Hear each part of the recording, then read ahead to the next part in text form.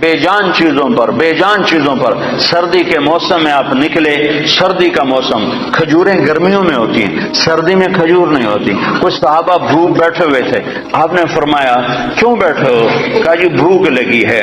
آپ نے فرمایا مجھے بھی بھوک لگی ہے۔ ابو بکر عمر نظر آ گئے، کیوں باہر ہو؟ کہا جی بھوک لگی ہے۔ آپ نے کہا مجھے بھی بھوک لگی ہے۔ تو اب کافی سارے اکٹھے ہو گئے جن کو بھوک لگی تھی، تو آپ نے حضرت علی سے فرمایا علی یہ سامنے کھجور کا درخت ہے، اس کے پاس جاؤ اور اس سے کہو تمہیں اللہ کا رسول حکم دیتا ہے ہمیں تازہ کھجوریں پیش کی جائیں۔ ہائے ہائے، جس کی درخت مانے اس کی ہم نے نہ مانی۔ تو حضرت علی گئے، حضرت علی نے آگے یہ نہیں کہا یا رسول اللہ اب تو سردی کا موسم ہے، اب کہاں سے؟ اگر حضرت علی یہ کہتے تو اگلی برکتوں کا دروازہ بند ہو جاتا۔ ایک دفعہ دیگ چڑھی ہوئی تھی، دیگ تو آپ کو یہ بکرے کی دستی بڑی پسند تھی، بکرے کا اگلا بازو بڑا پسند تھا، تو آپ نے باورچی سے کہا مجھے وہ دستی پکڑاؤ، تو اس نے ڈوئی سے ایسے دستی نکال کر پوری آپ کو نکال کر دی۔ آپ نے ایسے دونوں ہاتھوں سے پکڑا اس کو اور اس کو نوچ کے کھانا شروع کیا اور ساری کھا کر پھینک دی۔ پھر آپ نے فرمایا دستی پکڑاؤ، تو اس نے دوسری نکالی اور آپ کو پیش کی۔ آپ نے یہاں سے یوں پکڑا اور اس کو نوچ کے کھایا اور اس کو پھینک دیا۔ پھر آپ نے فرمایا دستی پکڑاؤ، تو وہ کہنے لگے باورچی یا رسول اللہ بکرے کی دو ہی ہوتی ہیں۔ تو آپ نے کہا تیرا بھلا ہو جائے، اگر تو میرے کہنے پہ ہاتھ ڈال دیتا تو جب تک میں کہتا رہتا اللہ مجھے نکال کے کھلاتا رہتا۔ تیری نا نے برکتوں کا در بند کر دیا۔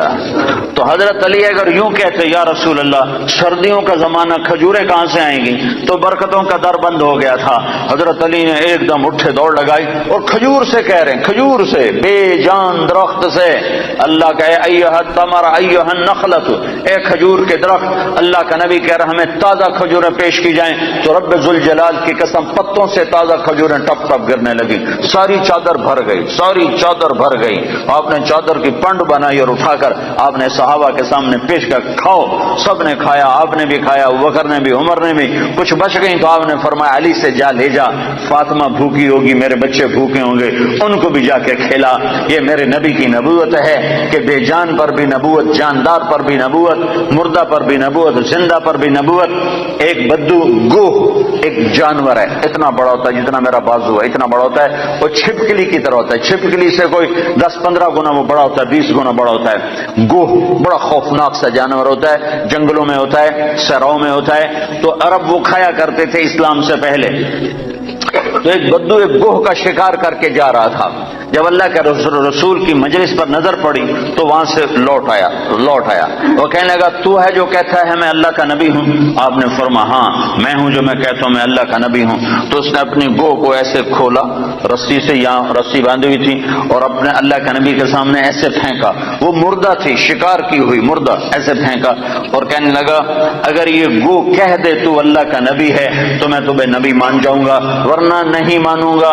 اور بڑا اکڑ کیسے کھڑا ہو گیا کہ مویا تا بندہ نہیں بولیندا، جانور کتھوں بولے؟ کیوں بھائی جانور کتھوں بولے؟ اس کہہ رہے آج میرا کام بن گیا، آج میں انہوں سچیاں کو نہیں ران دینا، اور ایسے کھڑا ہو گیا۔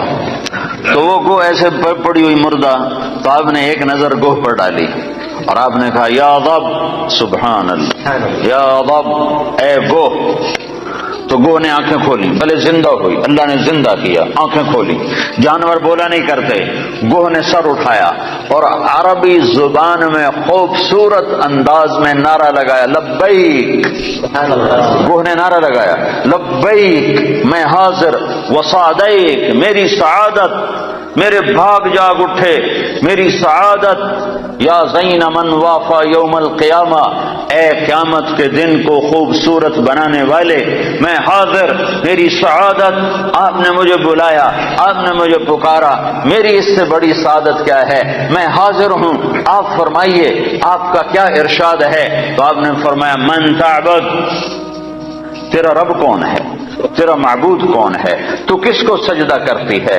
تو گوہ نے کہا من فی السماء عرشہ، یا رسول اللہ میں اس کے آگے سر جھکاتی ہوں جس کا عرش آسمانوں پر، وفی الارض سلطانہ، جس کی سلطنت زمینوں پر، وفی البحر سبیلہ، جس کے راستے سمندر میں، فی الجنت رحمتہ، جس کی رحمت جنت میں، وفی النار عقابہ، جس کا عذاب جہنم میں اس رب کی بندگی کرتی ہوں۔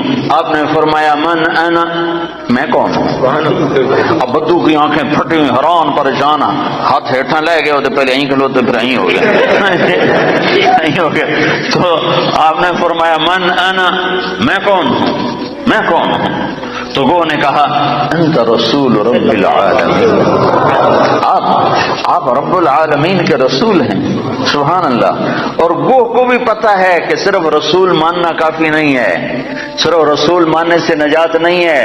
ایک مردہ گوہ کو پتا ہے، انسانوں کو نہیں پتا، اور کہنے لگے انت رسول رب العالمین، آپ رب العالمین کے رسول ہیں، وخاتم النبیین، اور آپ آخری نبی ہیں، آپ کے بعد کوئی نبی نہیں ہے۔ یہ بات ایک گوہ کو بھی معلوم ہے۔ کتنے لاکھوں انسانوں کو شیطان نے بھٹکا دیا کہ جھوٹے نبیوں پر ایمان لانے والا بنا دیا، جھوٹے نبیوں کے پیچھے چلا دیا۔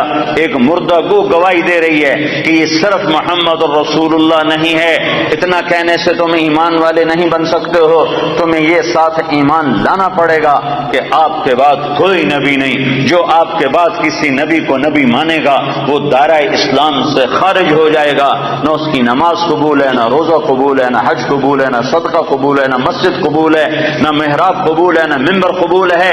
محمد مصطفیٰ صلی اللہ علیہ وسلم کی ختم نبوت اور آپ کا آخری نبی ہونا ایک جانور کو بھی پتہ ہے، جانور کو بھی پتہ ہے کہ یہ آخری رسول ہیں، آخری نبی ہیں۔ لیکن آپ نے فرمایا تھا کہ میرے بعد سلاطون دجالون کذابون، میرے بعد 30 جھوٹے نبی آئیں گے، قیامت تک 30 جھوٹے نبی آئیں گے، وہ سارے کے سارے دجال ہوں گے، کذاب ہوں گے، جھوٹے ہوں گے۔ جو ان پہ ایمان لائے گا وہ دائرہ اسلام سے خارج ہو جائے گا، کافر ہو جائے گا اور ہمیشہ کی جہنم کا حقدار ہو جائے گا۔ تو یہ گو کہہ رہی ہے انت خاتم النبیین، یا رسول اللہ آپ آخری نبی ہیں، آپ کے بعد کوئی نبی نہیں ہے۔ اگلا فتویٰ بھی سنو، اور وہ کہنے لگی قد افلح من صدقک، یا رسول اللہ جو آپ کی مانے گا کامیاب، شوٹنگ والے آپ کی مان گئے تو کامیاب، لندن والے آپ کی مان گئے تو کامیاب، پاکستان والوں نے نہ مانی تو ناکام، مدینے والوں نے نہ مانی تو ناکام، مکے والوں نے نہ مانی تو ناکام، جو جس جگہ افریقہ کے کانگو کے جنگل میں رہنے والوں نے یا رسول اللہ آپ کی مانی تو کامیاب کامیاب کامیاب، لاہور کراچی والوں نے ٹھکرایا تو ناکام ناکام ناکام۔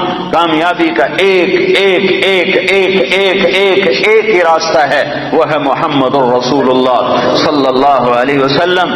تو گو نے کہا قد افلح من صدقک، یا رسول اللہ جو آپ کی مانے گا کامیاب۔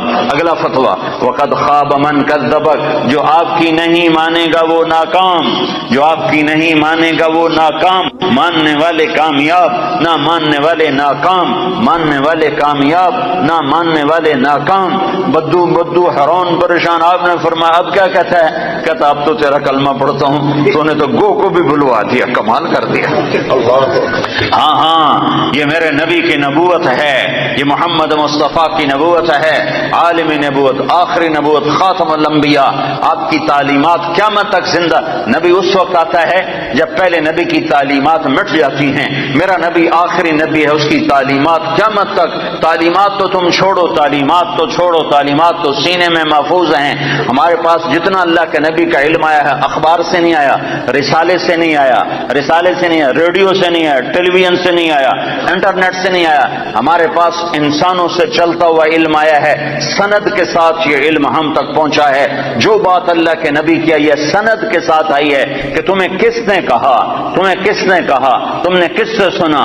ہاں میں بتاتا ہوں، میں نے حدیث پاک کو محمد عبداللہ سے سنا، اس نے خیر محمد سے سنا، اس نے انور شاہ سے سنا، اس نے محمود الحسن سے، اس نے محمد قاسم سے، اس نے عبد الغنی سے، اس نے محمد اسحاق سے، اس نے عبد العزیز سے، اس نے ولی اللہ سے، اس نے ابو طاہر مدنی سے، اس نے ابراہیم کردی سے، اس نے احمد الکشاشی سے، اس نے ابی مواہب شناری سے، اس نے محمد بن احمد الرملسی، انہوں نے ابو یحییٰ انصاری سے، انہوں نے ابن حجر الاسقلانی سے، انہوں نے ابراہیم بن احمد التنوخی سے، انہوں نے احمد بن ابی طالب الحجار سے، انہوں نے حسین بن مبارک الزبیدی سے، انہوں نے عبد الاول بن عیسیٰ الحروی سے، انہوں نے عبد الرحمن بن مظفر الدابودی سے، انہوں نے عبداللہ بن احمد السرخسی سے، انہوں نے محمد بن یوسف الفربری سے، انہوں نے محمد بن اسماعیل امام بخاری سے، امام بخاری نے حمیدی سے، حمیدی نے سفیان سے، سفیان نے یحییٰ بن سعید سے، یحییٰ بن سعید نے محمد بن ابراہیم سے، انہوں نے علقمہ بن وقاص سے، انہوں نے عمر بن خطاب سے، انہوں نے محمد مصطفیٰ صلی اللہ علیہ وسلم. جب تک یہ سند موجود ہے کسی نبی کی ضرورت نہیں ہے، اور جب تک سورج چاند چمکتا رہے گا یہ سند کا علم چلتا رہے گا.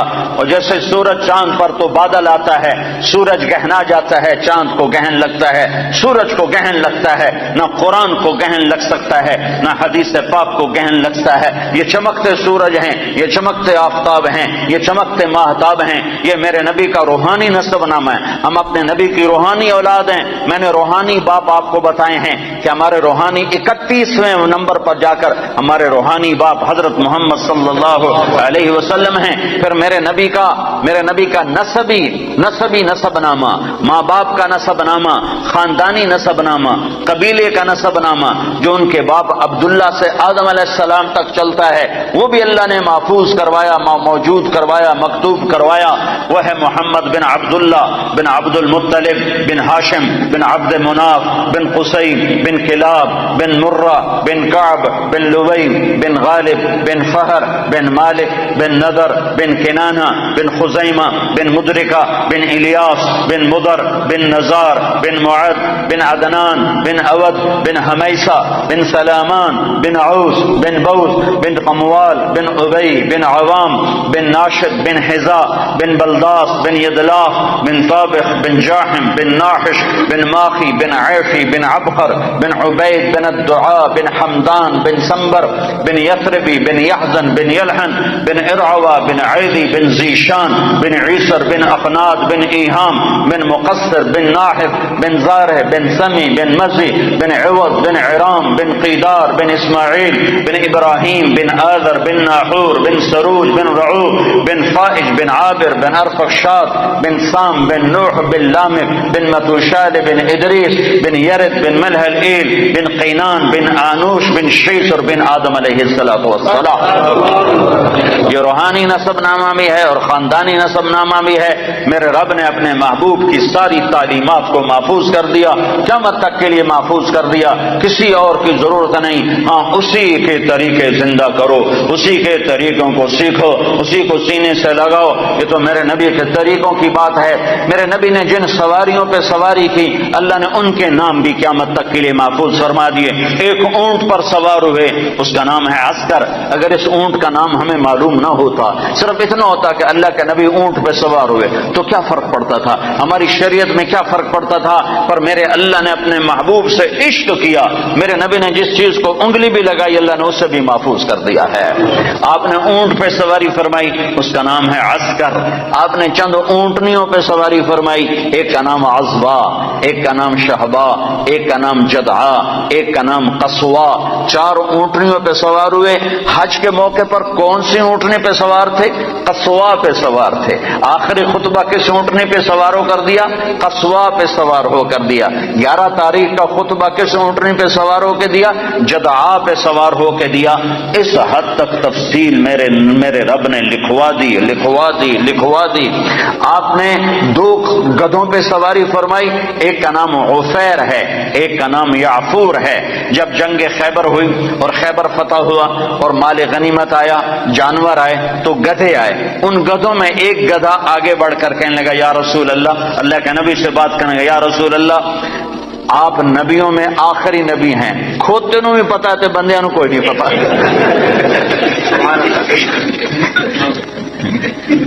یا رسول اللہ آپ نبیوں میں آخری نبی ہیں، آپ کے بعد کوئی نبی نہیں، اور میں اپنی نسل میں آخری ہوں، میرے باپ دادے پردادے پر نبیوں نے سواری کی، آپ مجھے اپنے غلامی میں لے لیں، اپنے حصے میں لے لیں۔ تو آپ نے یافور کو اپنے حصے میں لے لیا، اس پہ سواری فرماتے تھے، اور یافور اور بھی کئی کام کرتا تھا۔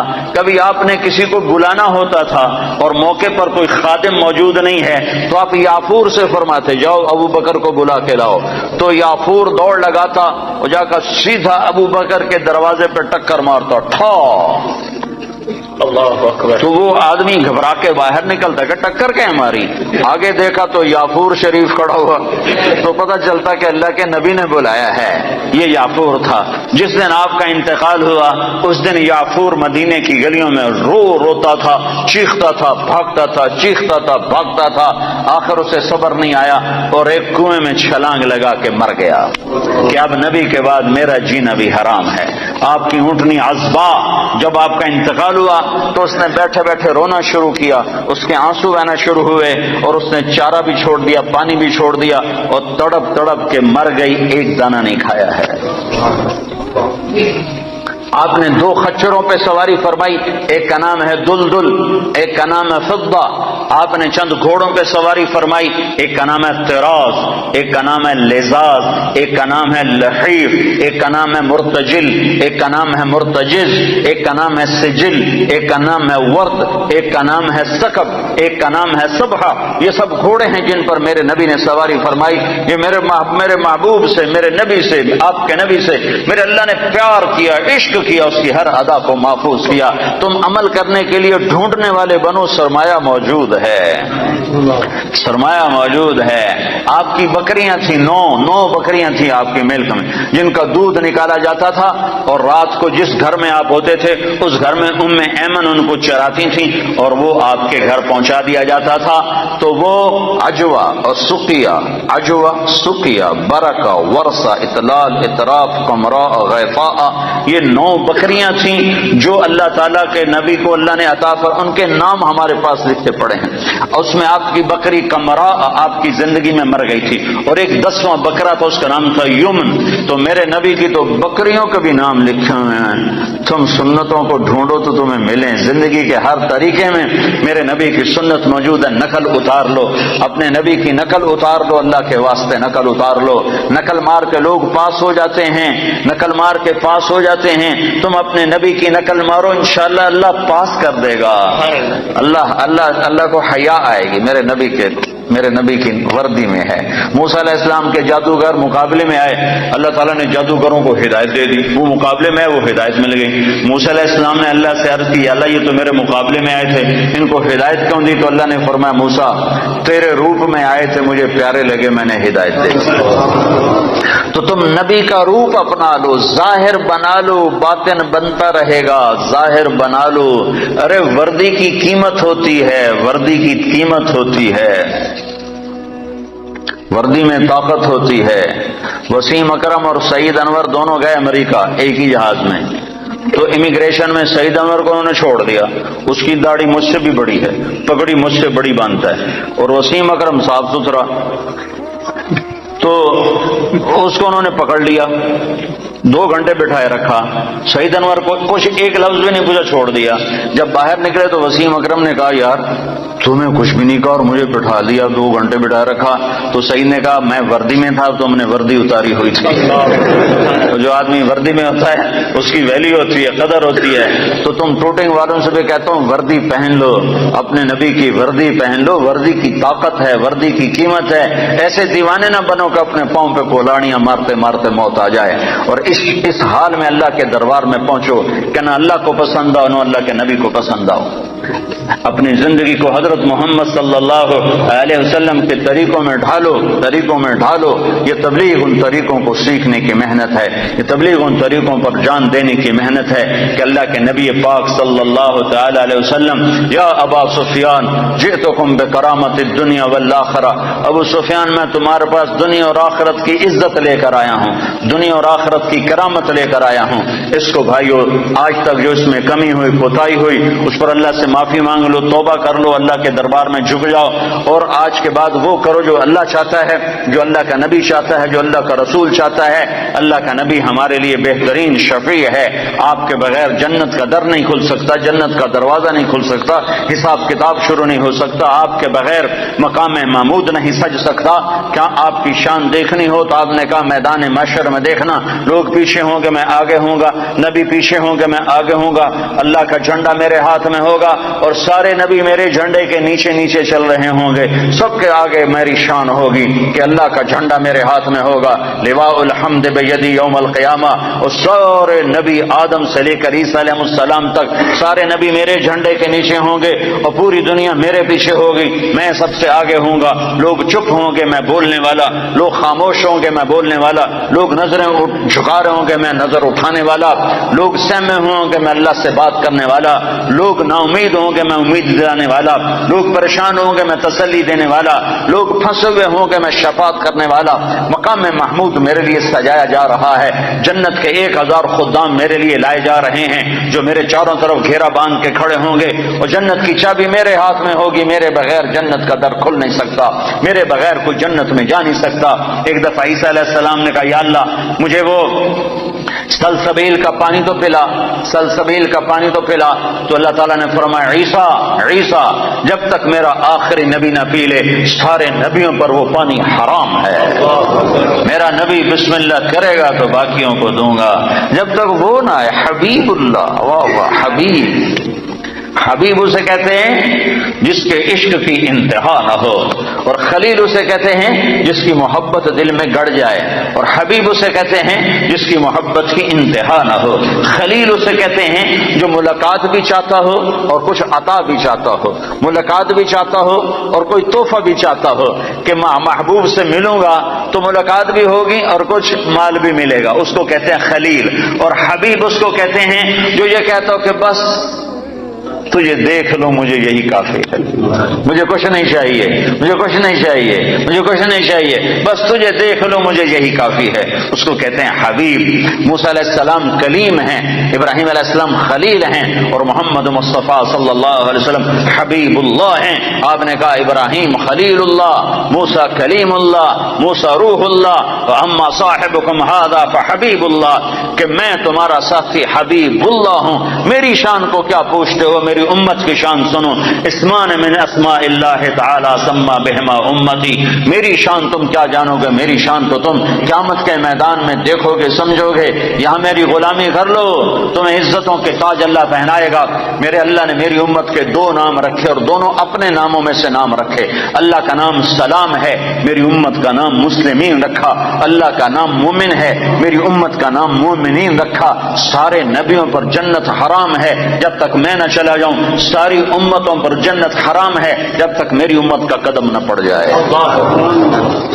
نبی ہے نبی, رسول ہے رسول, محمد الرسول اللہ. والضحى واللیل اذا سجا ما ودعك ربك وما قلى. کیا خوبصورت کلام ہے, کیا خوبصورت انداز ہے, کس انداز میں یہ کلام اترا ہے میرے محبوب صلی اللہ تعالی علیہ وسلم کہ اللہ چہرے کی قسم اٹھا رہا. والضحى, اے میرے حبیب مجھے تیرے روشن چہرے کی قسم. وہ چہرہ کیسا حسین ہے جس کی میرا رب قسم اٹھا رہا ہے. اے میرے حبیب مجھے تیرے روشن چہرے کی قسم. واللیل اذا سجا, مجھے تیری سیاہ زلفوں کی قسم. ما ودعك ربك وما قلى, میں نے تمہیں بالکل نہیں چھوڑا, میں تم پہ ناراض نہیں ہوں. وللآخرۃ خیر لک من الاولی, دنیا مختصر آخرت باقی, تجھے آخرت کی بادشاہی دی ہے. ولسوف يعطيك ربك فترضى, یہ آیت آپ کی شان میں سب سے بلند ہے کہ ساری دنیا سے اللہ کہتا ہے مجھے راضی کرو, ساری کائنات سے کہتا ہے مجھے راضی کرو, بحر و بر کے انسانوں سے کہتا ہے مجھے راضی کرو, فرشتوں سے کہتا ہے مجھے راضی کرو, نبیوں سے کہتا ہے مجھے راضی کرو, رسولوں سے کہتا ہے مجھے راضی کرو, جنات کو کہتا ہے مجھے راضی کرو, ہمیں کہتا ہے مجھے راضی کرو, شہداء سے صدیقین سے مجھے راضی کرو. اور خود کیا کہتا ہے, خود کیا کہتا ہے, وَلَسَوْفَ يُعْطِيكَ رَبُّكَ فَتَرْضَىٰ, اے میرے محبوب ساری کائنات مجھے راضی کرنے پر ہے, میں تجھے راضی کرنے پر ہوں, میں نے تمہیں راضی کرنا ہے.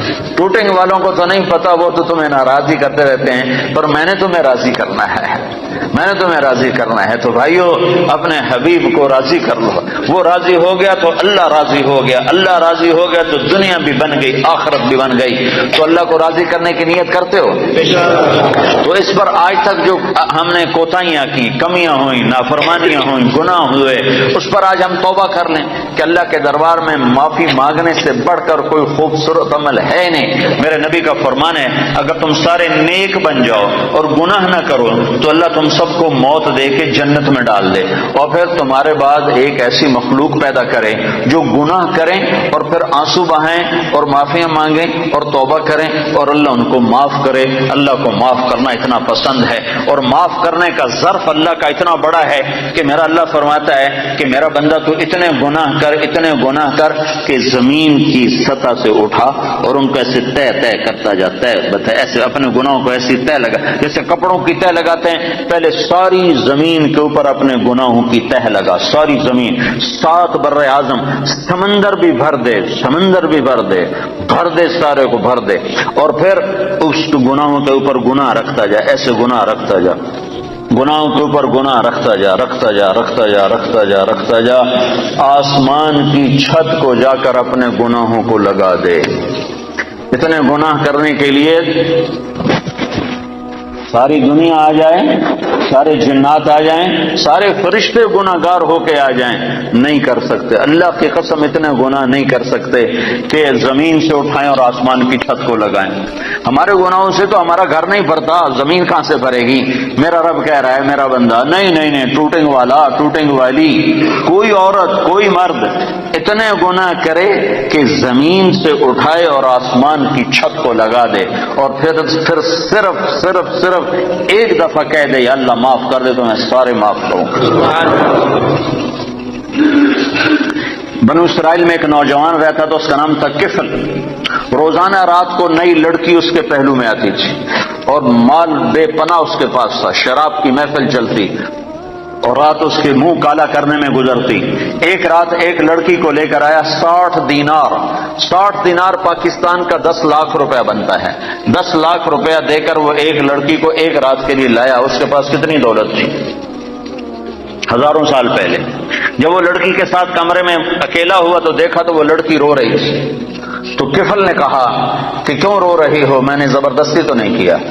تو وہ اس نے روتے ہوئے کہا کفل میں پیشہ ور عورت نہیں ہوں، میں عزت والی ہوں، حرمت والی ہوں، مجھے بھوک نے یہاں تک پہنچایا ہے، مجھے فاقے نے یہاں تک پہنچایا ہے۔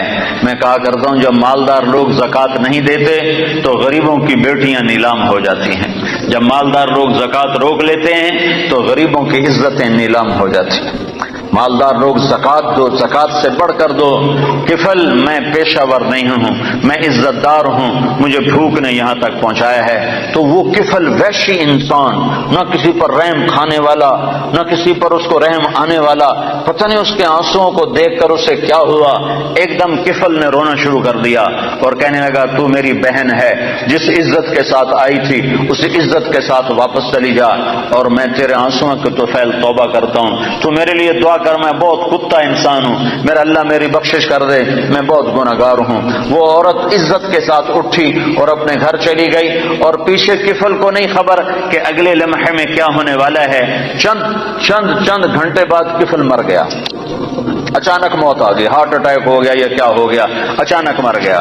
یہ کفل جس حال کا تھا، کل اس کے موت کی خبر سن کر نہ اس کو کوئی غسل دینے آتا، نہ اس کو کوئی کفن دینے آتا، نہ اس کو کوئی کندھا دینے آتا، نہ اس کو کوئی دفن کرنے آتا، شاید پتھر مار مار کے اسے پتھروں میں دبا دیتے۔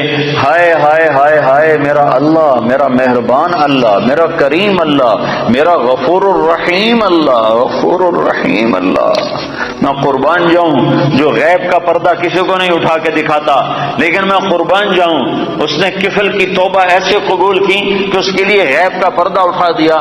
صبح جب لوگ اٹھے تو لوگوں نے دیکھا کفل کے دروازے پر موٹا لکھا ہوا تھا ان اللہ قد غفر للکفل، لوگوں بستی والو اللہ نے کفل کی بخشش کر دی۔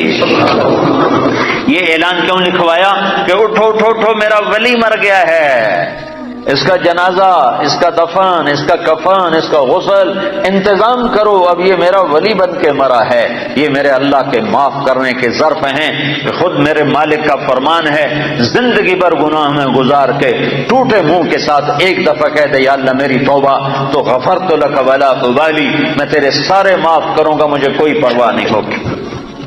ایک شخص آئے، کہنے لگے یا رسول اللہ میری بخشش ہو سکتی ہے؟ میں نے 70 لڑکیوں کو زندہ دفن کیا، 70 لڑکیوں کو زندہ دفن کیا، میری بخشش ہو سکتی ہے؟ تو آپ نے نا اس کی بات سن کر غم سے ایسے ماتھے پہ ہاتھ مارا، 70 لڑکیاں، اب یوں کیا ہائے. تو اس نے کہا ہائے میں مارا گیا. وہ یوں سمجھا کہ اللہ کا نبی کہہ رہا تیری کوئی بخشش نہیں.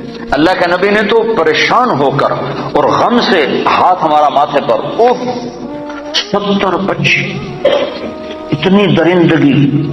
تو اس نے کہا ہائے میں مارا گیا، اب میری کوئی بخشش نہیں.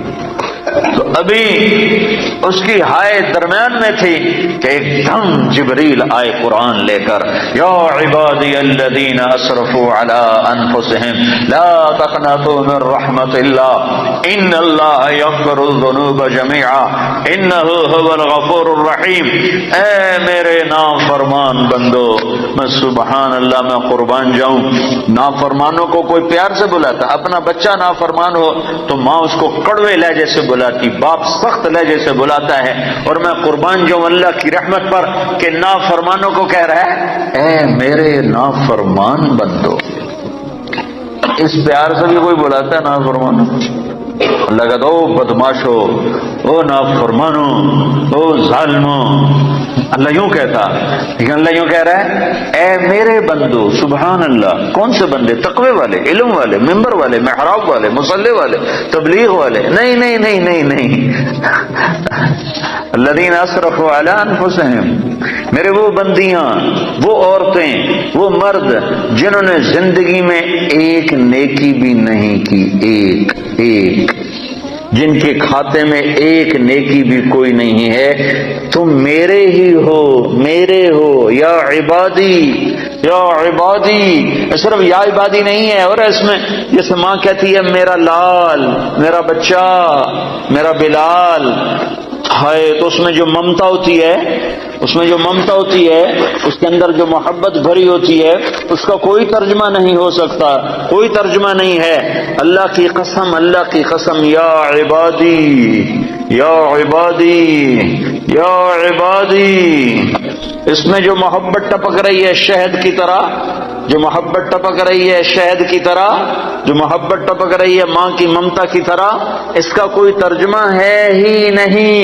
میرے بندو، اے میرے بندو. کون سے بندے؟ جو ساری رات کو تجھے یاد کرتے ہیں؟ نہیں نہیں، جو راتوں کو شرابیں پی کر مست ہوتے ہیں، جو راتوں کو ناچ گانے میں گزارتے ہیں.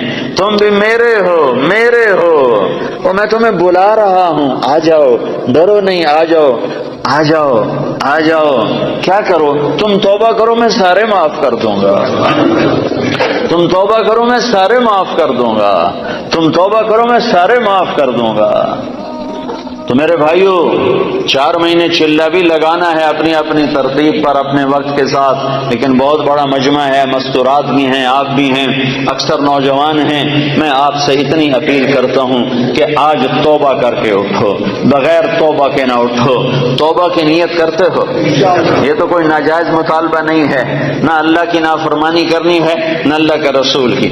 اگر ہو جائے، ہوتی رہے گی، میں یہ قسم نہ اپنی دیتا ہوں نہ آپ کی دیتا ہوں، ہو جائے گی، پھر بھی ہو جائے. جب ہو جائے فوراً آنسو بہانا، پھر کہنا یا اللہ معافی دے دے. جیسے بچہ کھلونا توڑ کے پھر اماں کو رونی صورت بنا کے دکھاتا ہے تو اماں پھر نیا کھلونا لے کے دے دیتی، پھر اسے توڑ دیتا ہے، پھر ماں کو ایسے دیکھتا ہے تو ماں پھر نیا لے کے دیتی، پھر اسے توڑتا ہے.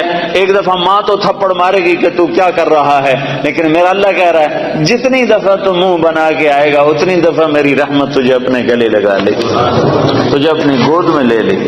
میں اللہ ہوں، اللہ اللہ، تمہارے گناہوں کی پرواہ نہیں ہے، بس تم توبہ کرو، کیونکہ یہ نہیں ہو سکتا، یہ نہیں ہو سکتا کہ شرابی اور اور اور اور اور اور اور اور اور اور پاک دامن ایک جگہ اکٹھے کر دوں، پردہ دار عورت اور بے پردہ عورت کو اکٹھا کر دوں، پھر تو حسین اور یزید کا جھگڑا مٹ گیا، پھر تو کربلاؤں کی تاریخ ساری دفع ہو گئی، ختم ہو گئی، تاریخ ہو گئی۔ حسین اور یزید اگر ایک پلڑے میں تل گئے، اللہ بڑا غفور الرحیم ہے، آپ ہی معاف کرے گا، پھر تو شمر اور حسین کا فرق مٹ گیا، پھر تو آل رسول اور یزید کا فرق مٹ گیا، پھر تو آل رسول کی قربانیاں ساری تباہ ہو گئیں، ختم ہو گئیں، برباد ہو گئیں۔ انہوں نے تاریخ لکھ دی اپنے خون سے، تاریخ لکھ دی اپنے سر کٹانے کر، نیزوں پہ سر چڑھا دیے، گھوڑوں جسم پر گھوڑے دوڑوا دیے، بے گور و کفن پڑے ہوئے گواہی دے رہے ہیں کہ اللہ کو یوں راضی کیا جاتا ہے کہ تن من دھن ہر شے قربان ہو جائے۔ یہ وہ وجود ہے جس کو میرے نبی نے چوما تھا، ہونٹوں سے ہونٹ لگائے تھے، سینے کو چوما تھا، کمر کو چوما تھا، کمر پہ بٹھایا تھا، ہاتھوں پہ اٹھایا تھا، سینے پہ لٹایا تھا۔ آج وہی حسین کا کٹا ہوا سر ابن زیاد کے سامنے پڑا ہے، اور ابن زیاد کے ہاتھ میں ایک چھڑی ہے، اور وہ چھڑی ایسے منہ پہ مارتا ہے، ایسے منہ پہ مارتا ہے، 2-3 دفعہ منہ پہ ماری، یہاں ایسے ماری بدبخت نے۔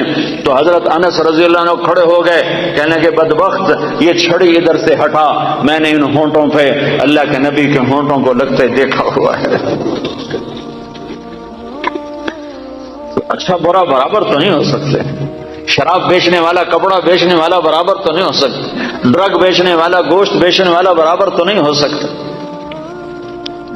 حلال اور حرام کا فرق اگر مٹا دیا، نمازی بے نمازی برابر تو نہیں ہو سکتی، پردہ دار عورت بے پردہ عورت برابر تو نہیں ہو سکتی، گانے سننے والا قرآن سننے والا برابر تو نہیں ہو سکتا، نماز چھوڑنے والا نماز پڑھنے والا برابر تو نہیں ہو سکتے، لیکن توبہ پر اللہ سب معاف کرتا ہے۔ اللہ کی قانون کے اس کا مذاق نہ اڑایا جائے کہ اللہ بڑا غفور اور رحیم ہے، آپ ہی معاف کر دے۔ تو بھائی اور توبہ کی نیت کرتے ہو، سارے پکی نیت کرتے ہو، تو یہ سامنے والے وہ کھڑے ہوئے اور آپ سارے ایک دفعہ اکٹھے ہو کر کہو یا اللہ میری توبہ، ایک دفعہ دوبارہ کہو یا اللہ میری توبہ۔ جو مستورات بیٹھی ہیں ان سے بھی کہتا ہوں آپ سب مل کر تیسری دفعہ پھر کہو یا اللہ میری توبہ۔ اگر آپ نے دل سے کہا ہے، میں 3 دفعہ کہلواتا ہوں، اللہ کرے آپ نے دل سے کہہ دیا ہو، اگر دل سے کہا ہے تو اللہ کی قسم آپ کے سارے گناہ معاف ہو۔ آپ سارا مجمع عورتوں کا مردوں کا ایسے بیٹھے ہو جیسے ابھی ماں نے جنا ہو، ابھی جیسے بچہ پیدا ہوتا ہے اس کے ذمہ کوئی گناہ ہوتا ہے، 15 سال تک تو اس کو کچھ لکھا ہی نہیں جاتا، تو پیدا ہونے والا بچہ تو بالکل پاک صاف معصوم، تو آپ کا یہ سارا مجمع جو بیٹھا ہوا ہے میرے سامنے، وہ جو کھڑا ہوا ہے، جو اوپر وہ گیلریوں میں سے روشن دانوں سے جھانک رہا ہے، جو مستورات بیٹھی ہیں، جنہوں نے توبہ کی ہے، اللہ کے فضل و کرم سے وہ اس وقت ایسے ہو گئے جیسے ابھی ماں نے جنم دیا ہو، آپ کے پچھلے سارے گناہ معاف ہو گئے۔ نئی زندگی شروع کرو، نئی زندگی شروع کرو، اپنی توبہ کو پختہ کرنا ہے، جب ٹوٹ جائے تو گھبرانا نہیں، پھر رو دینا، پھر رو دینا، پھر رو دینا۔ اللہ تعالیٰ ماؤں سے زیادہ شفیق ہے، ماں تنگ نہیں پڑتی، کبھی کسی موقع پر ماں تو تنگ پڑ جاتی ہے، اللہ تنگ نہیں پڑتا۔ تمہیں اللہ کی رحمت کا کیا سناؤں، بڑے زمانے بعد یاد آیا، قارون بہت بڑا مجرم گزرا ہے، اس نے موسیٰ علیہ السلام پہ زنا کی تہمت لگا دی تھی،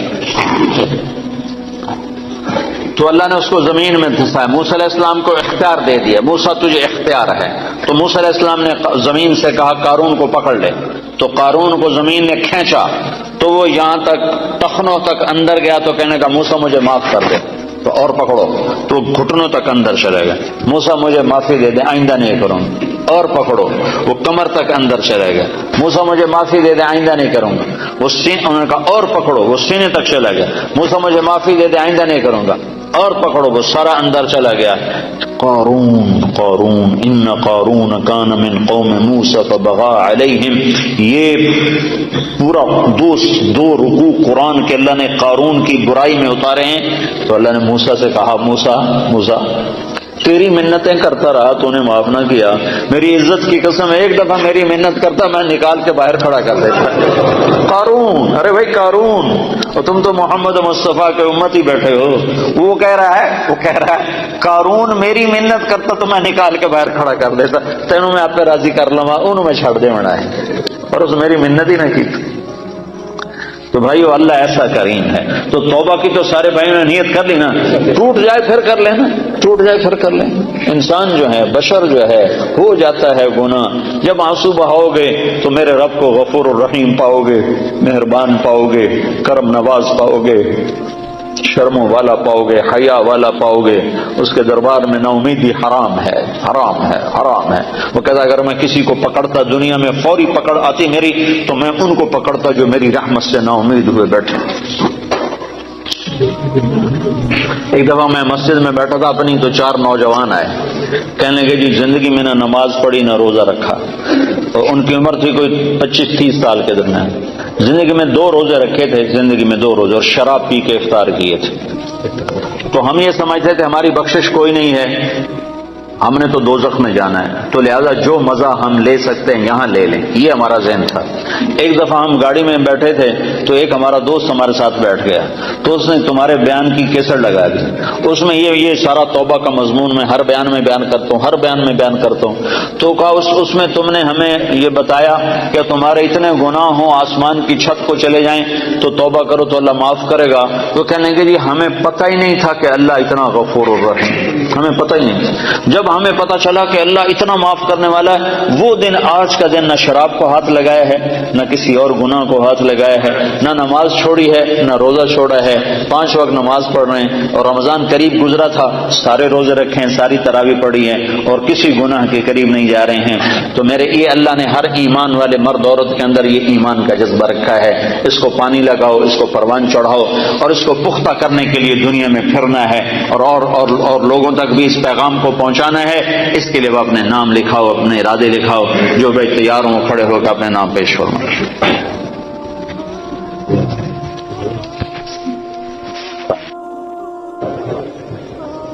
ماشاءاللہ علاقے کا بہت بڑا مجمع آیا ہوا ہے. ابھی کب ہے اجتماع؟ 23-24 کو ویمبلڈن پاک مسجد میں اجتماع ہو رہا ہے. اس میں بھی آپ سارے بھائی شرکت فرمانے کا ارادہ فرمائیں. 23-24 تاریخ کو ویمبلڈن پارک مسجد میں اجتماع ہو رہا ہے, اس میں آپ بھائی شرکت کا ارادہ فرمائیں.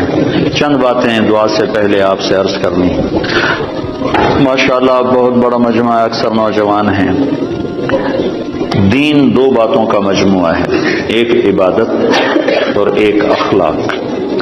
عبادت سے دین شروع ہوتا ہے, اور اچھے اخلاق پر جا کر دین مکمل ہوتا ہے. دین کی ابتدا, فاؤنڈیشن, بنیاد وہ کلمہ, نماز, روزہ, حج, زکوٰۃ. اور دین کی انتہا, چھت, جہاں جا کے چھت پڑتی ہے, وہ اچھے اخلاق ہیں. اچھے اخلاق سے دین مکمل ہوتا ہے. دین کی تکمیل عبادت سے نہیں, اخلاق سے ہے. اور دین کی ابتدا میں عبادت ہے. عبادت میں نماز سب سے اعلیٰ درجے کی چیز, جو اللہ تعالیٰ نے 50 نمازیں شروع میں فرض کی, پھر ان کو 5-5 کر کے گھٹایا, اور عرش پر بلا کر 50 نمازیں عطا فرمائیں. دینی 5 تھیں, دی 50, صرف یہ بتانے کے لیے کہ دنیا میں تمہارے آنے کا مقصد نماز کے سوا اور کچھ نہیں. لیکن پھر باقی کاروبار زندگی میں بھی ہمارا امتحان تھا, تو اللہ نے اس کو گھٹا کے 5 کر دیا. جب 5 ہو گئیں, اللہ کے نبی ہر دفعہ آتے تھے اور کہتے تھے یا اللہ گھٹا دے. جب وہ 5 رہ گئیں تو اللہ تعالیٰ نے فرمایا میرے محبوب تیرے لیے 5, میرے لیے 50, کہ تیری امت کے ہر نمازی کو ہر نماز کے بدلے میں 10 نمازوں کا ثواب لکھوں گا. تو ہم پڑھنے کو 5 پڑھتے ہیں اور لکھے جانے میں وہ 50 ہیں. تو جتنا آپ, بہت بڑا مجمع ہے, مستور آدمی ہیں, آپ سب بھائیوں سے گزارش ہے کہ آج کے بعد توبہ تو ہم نے کی ہے, نماز نہ چھوٹو. اس کے سارے بھائی ارادہ کرتے ہیں. آپ پرائے دیش میں رہتے ہیں, یہاں مسجدوں کا ایسا ماحول نہیں ہے, اپنی آپ جاب پر ہیں, کام پر ہیں, جہاں بھی نماز کا وقت آ جائے نماز نہ چھوڑیں. اب اللہ نے اتنی فضا ضرور بنا دی ہے کہ جہاں بھی آپ ہیں آپ کو نماز کی اجازت دیتے ہیں. یہ لوگ آپ کے ساتھ انصاف کرتے ہیں, انہوں نے اپنے ملکوں میں انصاف کیا ہوا ہے, عدل قائم کیا ہوا ہے, ظلم نہیں ہے. آپ امن میں ہو, امن کے ملک میں ہو, انہوں نے آپ کو سارے حقوق دیے ہیں. آپ پر بھی حق ہے ان کا کہ آپ ان کے لیے ہدایت کی دعا کرو، ان کی خیر خواہی چاہو، اور اپنا کام صحیح کرو، اور نماز کو نہ چھوڑو کسی حال میں بھی۔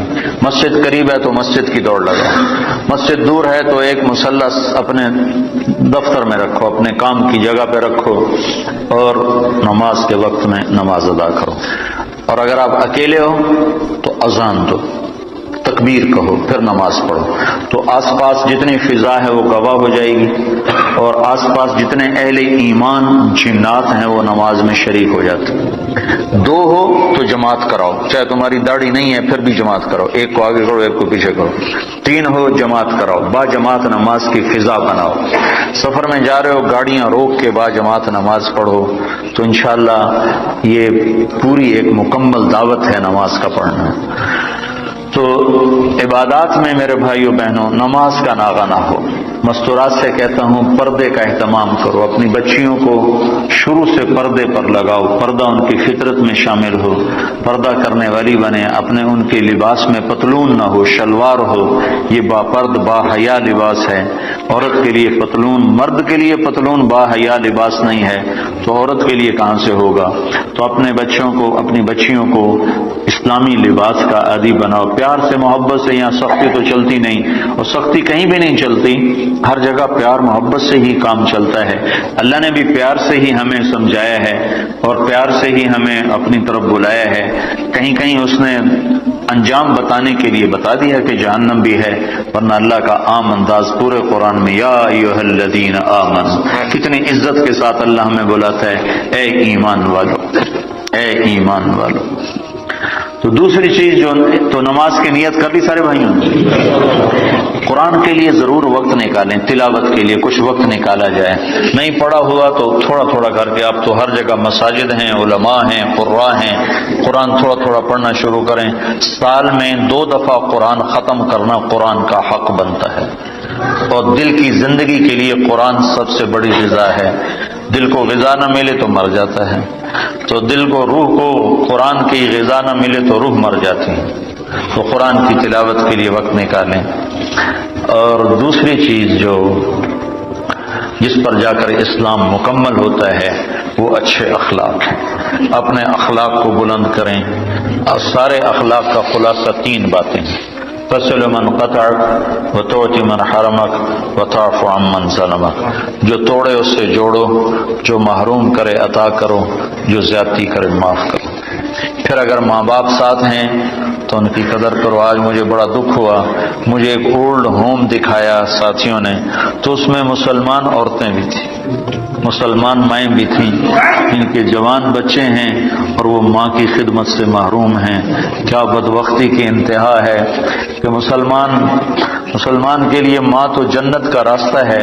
میرے نبی نے فرمایا ماں کے قدموں تلے جنت ہے، اور میرے نبی نے فرمایا کاش میری ماں زندہ ہوتی تو میں اپنی ماں کی ایسی خدمت کرتا کہ میں عشاء کی نماز کے مصلی پر ہوتا اور سورۃ فاتحہ شروع کر چکا ہوتا، اور ادھر سے میری ماں مجھے پکارتی بیٹا محمد، تو میں ماں کی خاطر نماز توڑ دیتا اور میں کہتا لبیک اماں جی، لبیک یا اماں، اماں جی لبیک، نماز میں دوبارہ پڑھ لوں گا، آپ مجھے ارشاد فرمائیں آپ کا کیا حکم ہے۔